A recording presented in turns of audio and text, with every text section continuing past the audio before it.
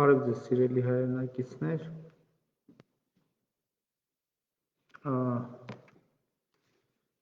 հույս ունեմ լավ եք, բարև ձեզ սիրելի հայրենակիցներ,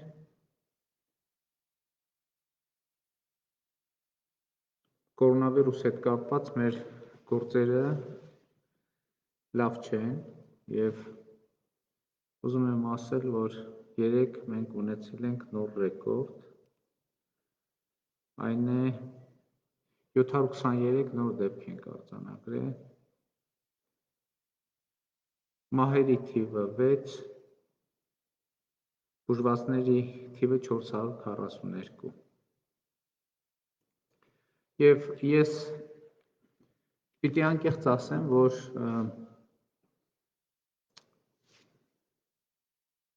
դառնացած եմ, ինչու ոչ միայն այս թվերի հետ կապված, այլև այսօր աշխատանքի եկել եմ Սևանից և մեքենայի պատուհանից, նույնիսկ մեքենայի պատուհանից երևում է, որ մարդիկ շարունակում են համատարած չպահպանել հակահամաճարակային կանոնները, ու ամենաբացահայտը դիմակի կրումն է, և ես գիտեք, սկսել եմ մտածել, որ այստեղ խնդիրը արդեն դուրս է եկել կորոնավիրուսի շրջանակից, այստեղ մենք պետք է այս պրոբլեմը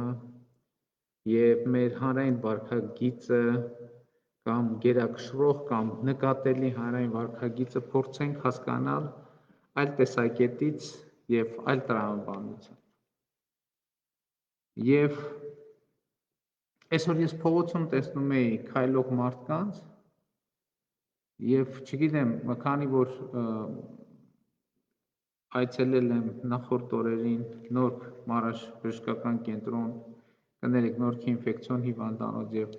Սուրբ Գրիգոր Լուսավորիչ բժշկական կենտրոններ, երկու տեղերներ եղել եմ վերակենդանացման բաժնում,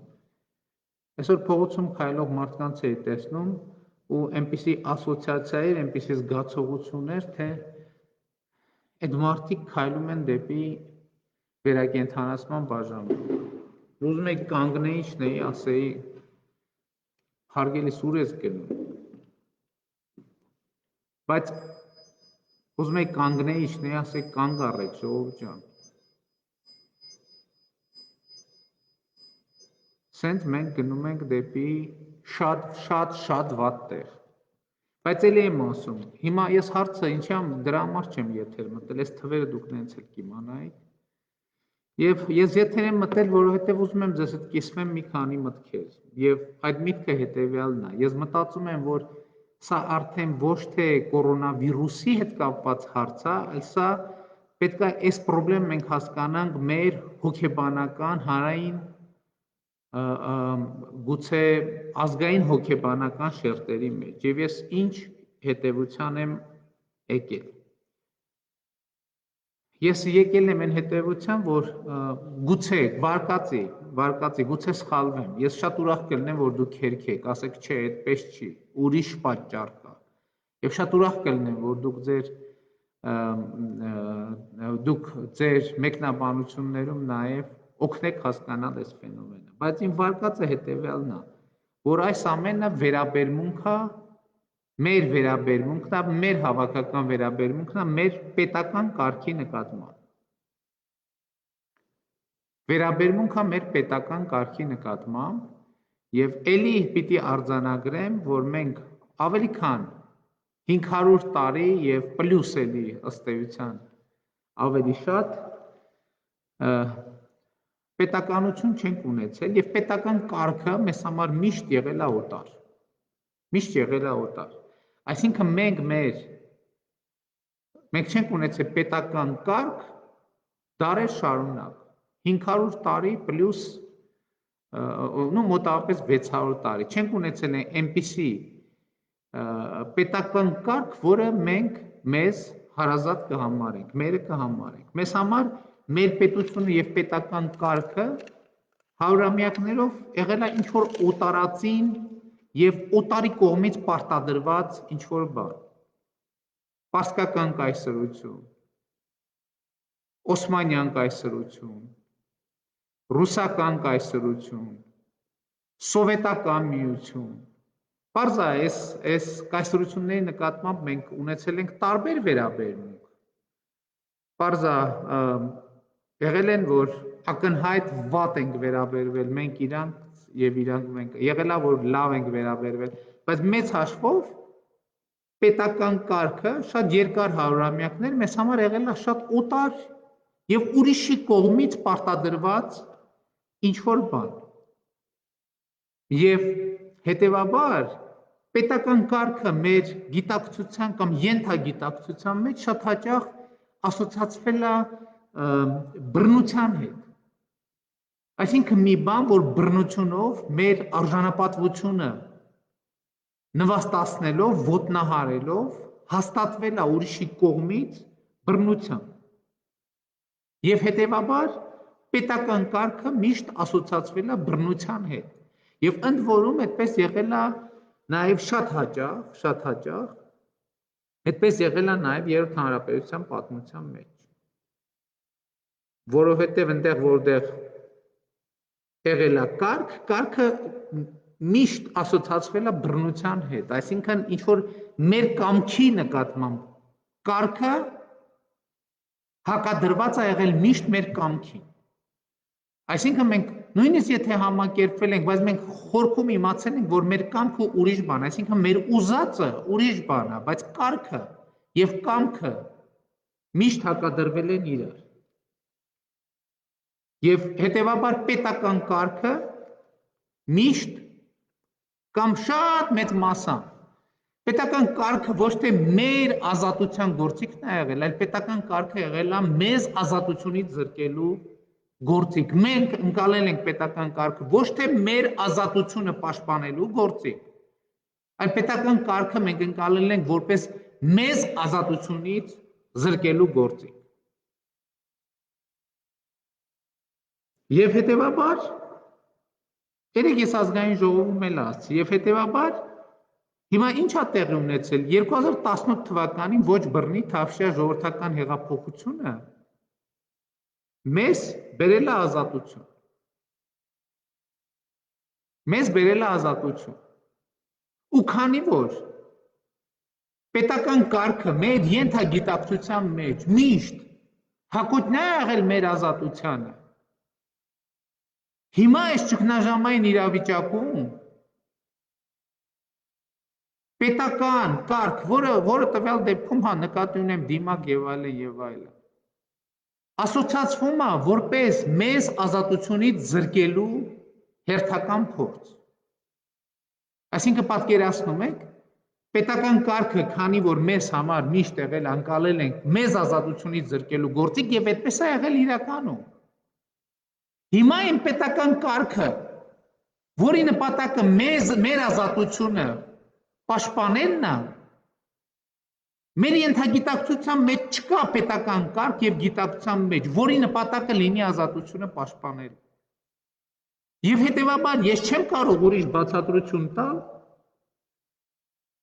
այն ամեն ինչին, ինչ որ տեղի է ունենում։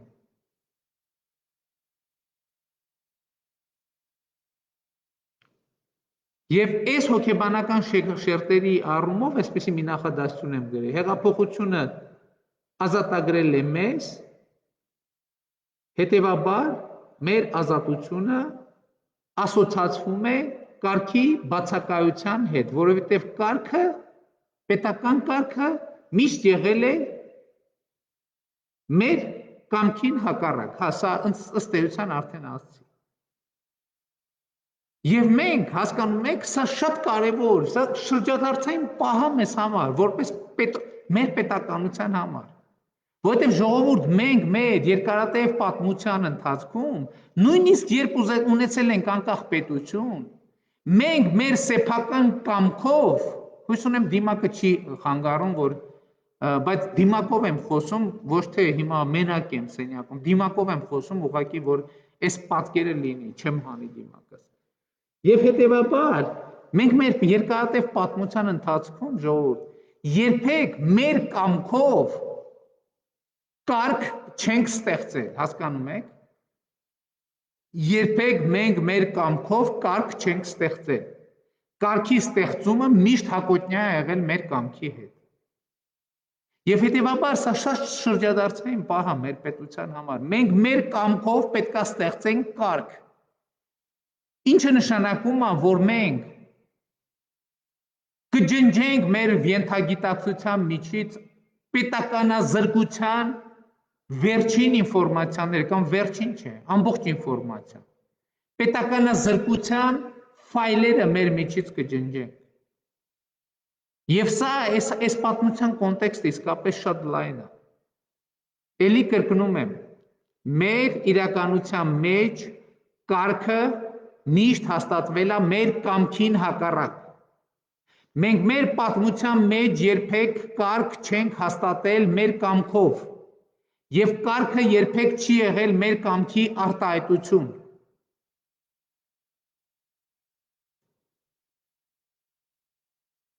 Եվ սա է մեր այսօրվա իրավիճակի հոգեբանական պատճառը, բայց սա նաև հնարավորություն է։ Մենք մեր պատմության մեջ, հայ ժողովրդի պատմության մեջ առաջին անգամ ունենք հնարավորություն ստեղծել կարգ մեր կամքով, հասկանում եք, կարգ մեր կամքով, կարգ քաղաքացու կամքով, ոչ թե բռնությամբ, այլ քաղաքացու կամքով։ Եվ սա դուրս է միայն կորոնավիրուսի շրջանակից, սա պատմական պահ է եւ պատմական առաքելություն է, որը կարող պատմականորեն լինի կործանարար եւ պատմականորեն կարող է լինել հզորացնող։ Եվ հետեւաբար խոսքիս այս հատվածը ամփոփելով ուզում եմ ասել, որ իմ ակնկալիքը կոչն է, որ մենք բոլորով որպես քաղաքացի պաշտոնները դնենք մի կողմ, ես ինձ նկատի ունեմ, որպես քաղաքացի մենք մեր կամքով կարգ հաստատենք։ Իսկ սա նշանակում է երկու բան, որ ամեն մեկը ինքը կատարում է կարգից բխող պայմանները, ինքը կարգ է ստեղծում իր վարքագծով եւ ուրիշից էլ պահանջում է նույն բանը։ Խնդրում է, պահանջում է, պարտադրում է, այնպիսի միջավայր է ստեղծում, որ կարգը չկատարելը լինի ամոթի պես մի բան, որ կարգը չկատարողը իրան զգա որպես իզգոյ։ Նու կներեք կոպիտ բառ ասացի, բայց հոգեբանական շերտ է։ Կարգը չկատարողը իրան զգա օտարված հանրային համակեցության կանոնից եւ դրանով մոտիվացիա ունենա վերադառնալ հանրային համակեցության տրամաբանության մեջ, վերադառնալ եւ դառնալ հանրության կարգի մի անբաժանելի հատվածը։ Եվ ես եւս մի հոգեբանական շերտի մասին եմ ուզում ասել։ Ուրեմն մեր երկարատև պատմության ընթացքում իհարկե այսպես փոքր դրվագները եւ բացառությունները հաշվի չառնելով եղել է միշտ հետևյալ իրողությունը. պաշտոնական մակարդակից երբեք ճշմարտություն չի հնչել։ Այսինքն պաշտոնական մակարդակից հնչած տեղեկատվությունը սկսած սովետական ժամանակներից ասոցացվել է խաբեության հետ, ստի հետ, իրականությունից շեղելու հետ։ Եվ հետևաբար միշտ ճիշտ ինֆորմացիայի աղբյուրը համարվել մեր իրականության մեջ այն, ինչ որ չի տեղավորվում պաշտոնական հաղորդակցության տրամաբանության մեջ։ Ամենատարբեր բամբասանքները, խոսակցությունները, բիսեդկայի խոսակցությունները, ծանոթից ծանոթը 100%-ով գիտի, ծանոթից ծանոթի ծանոթը էս ինչի ծանոթն է, ու ինքը ասել է, որ ճշմարտությունը էս է։ Դա ավելի հավաստի ինֆորմացիա է համարվել, քան պաշտոնական աղբյուրներից հնչողը։ Ու հիմա չնայած ակնհայտ է ժողովուրդ գոնե կորոնավիրուսի հետ կապված ակնհայտ է բոլորին ակնհայտ է պարզ է որ պաշտոնական աղբյուրների տված ինֆորմացիան ճիշտ է բայց այս հոգեբանական դիմադրությունը պաշտոնական մակարդակից հնչածին շարունակում է գոյություն ունենալ եւ սրա համար այն ծանոթը որը 100%-ով գիտի, որ կորոնավիրուս չկա Հայաստանում, կամ տենց հիվանդություն չկա, այդ ավելի հավաստի է, քան հարյուրավոր մահերի մասին պաշտոնական տեղեկատվություն, քան հազարավոր վարակվածների մասին պաշտոնական տեղեկատվությունը, բայց այստեղ նրբությունն է, որ մարդը գիտի, որ պաշտոնական տեղեկատվությունը ճշմարտություն է, բայց մեկը ինքը ունի ներքուստ, այսպես ասած, գենետիկ դիմադրություն, գենետիկը պայմանականորեն էլի, ենթագիտակցական դիմադրություն, որևէ պաշտոնական աղբյուրի, որովհետև այո, իր մոտ արդեն այդ բանի գենետիկ կոդ է դառել, որովհետև 50, 60, 70, 80 տարի ինքը տեսել է, ինքը ապրել է դրանով, որ այն ինչ որ ասում է վրեմյան, այն ինչ որ ասում է լրաբերը, այդքան էլ ճշմարտության հետ կապ չունի։ Այն ինչ որ ասում է պաշտոնական մակարդակից, դա ասում է տենց ուղղակի լրիվ ուրիշ իրականություն ստեղծելու համար։ Այն անեկդոտը արդեն երրորդ հանրապետության պատմության հիշում եք, որ ասում է վայ ուզում եմ հայլուրի ցույց տված Հայաստանում ապրեմ։ Եվ հիմա չնայած պարզ է, որ կորոնավիրուսի մասին եմ ես խոսում, եւ մնացած բաներում էլ պաշտոնական աղբյուրները տալիս են ճիշտ ինֆորմացիան, բայց մեկը մարդու այդ հոգեբանական ենթագիտակցական հիշողությունը իրանց ստիպում է փնտրել եւ գտնել ուրիշ հավաստի աղբյուրներ, որովհետեւ չի կարող ծանոթի բերած ինֆորմացիան հավաստի չլինել, առնվազն ավելի հավաստի է, քան պաշտոնական մարմիններից տրվող ինֆորմացիա։ Ես ուզում եմ այս ամեն ինչը կիսվեմ ձեզ հետ, որովհետև սա պետք է բացատրություն ունենա, ես չեմ հասկանում, այսօր գնացել ենք լուսացույցի տակ կանգնել ենք, նայում եմ մեքենայի մեջ,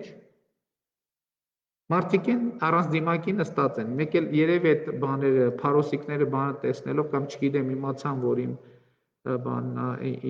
ես եմ տեղաշարժվում,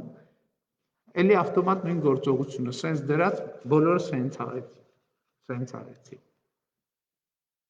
Հասկանում եք, այն օրը այդ տեսարանը էլի դուրս չի գալիս իմ մտքից, որ կինը քայլում է փողոցով, մեկ էլ բարձրացնում է, դիմակը այս վիճակից, վերում է այս վիճակից, մեկ էլ տեսնեմ 10 մետր ինքում ոստիկան է գալիս։ Հասկանում եք, սա բան, որ այս ամբողջ հոգեբանության արտահայտումն է, կծիկն է, այդ ընդհատակյա հարսանիք, պատկերացնում եք ընդհատակյա հարսանիք։ Սա այդ օտար կարգ, օտար պետականության հիշողությունն է, որ այսօր մեր մեջ, այս ճգնաժամի մեջ, այս վիրուսը բորբոքել է մեր մեջ, այս օտար պետականության հիշողությունը։ Վիրուսը կամ էլ ես չգիտեմ, կամ էլ ուրիշ ավելի վատ վարկած, մեր սեփական պետականության ընկալումը դեռ մեր մոտ այդքան չի արմատացել։ Եվ իսկապես այս ամենամեծ խնդիրն է, սա ճշմարտություն է, որ մեր իրականության մեջ կարգը երբեք մեր կամքով չի հաստատվել։ Եվ հետևաբար կարգի ցանկացած դրսևորում դեմ է մեր կամքի։ Այս բանաձևն է գործում մեր ենթագիտակցության մեջ, եւ եթե այս բանաձևը հասկանալի էր, երբ որ մենք Օսմանյան կայսրությունում էինք ապրում, այս բանաձևը կործանարար է, երբ որ մենք ապրում ենք Հայաստանի երրորդ հանրապետությունում, այն էլ ոչ բռնի թավշյա ժողովրդական հեղափոխությունից հետո։ Եվ հետևաբար այսօր իմ ամբողջ ասածը հետևյալն է. կարգը պետք է բխի մեր կամքից, Կարգը պետքա բխի մեր կամքից, որովհետև այդ կարգը մեր ազատությունը սահմանափակելու համար չի։ Այս կարգը մեր ազատությունը պաշտպանելու համար է։ Այս կարգը մեր իրավունքները ոտնահարելու համար չի, այս կարգը մեր իրավունքները պաշտպանելու համար է։ Այս կարգը մեր երազանքները ոտնատակ անելու համար չի, այս կարգը մեր երազանքները պաշտպանելու համար է։ Եվ մենք այսօր Հայաստանի Հանրապետությունում կորոնավիրուսի առիթով, բայց ընդհանրապես հավերժ մեր պետականության գոյության համար, մեր գենետիկ հիշողության մեջ պետքա ներդնենք դա, որ մենք մեր կամքով մեր երկրում պետքա հաստատենք կարգ, մեր կամքով, ոչ թե բռնությամբ, այլ կամքով, մեր ազատ կամքի արտահայտմամբ։ Եվ հավատում եմ, որ սենց բան կարա տեղի ունենա։ Հավատում եմ, որովհետև ինչքան մարդ կա, որ չի պահպանում հակահամաճարակային կանոնները, գրեթե նույնքան մարդ կա, որ պահպանում է հակահամաճարակային կանոնները։ Եվ այս մարդկանց գոյությունն է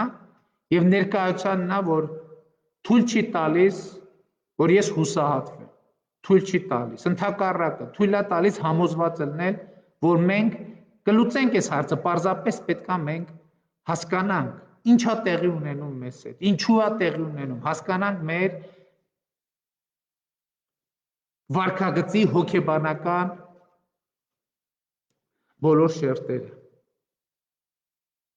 Եվ ուզում եմ շնորհակալություն հայտնեմ բոլոր այն քաղաքացիներին, ովքեր պահում են կարգը,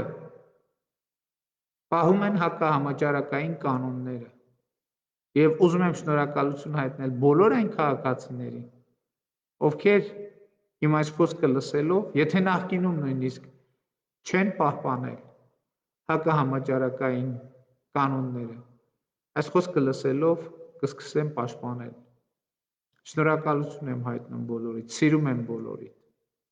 խոնարհվում եմ բոլորիդ առաջ եւ կոչ եմ անում բոլորիդ։ Կարգը մեր ազատության դեմ չի, կարգը մեր ազատությունը պաշտպանելու համար է, մեր իրավունքը պաշտպանելու համար է։ Եկեք պաշտպանենք մեր իրավունքները եւ մեր ազատությունները եւ մեր պետականությունը եւ մեր քաղաքացիությունը եւ այն արժեքները,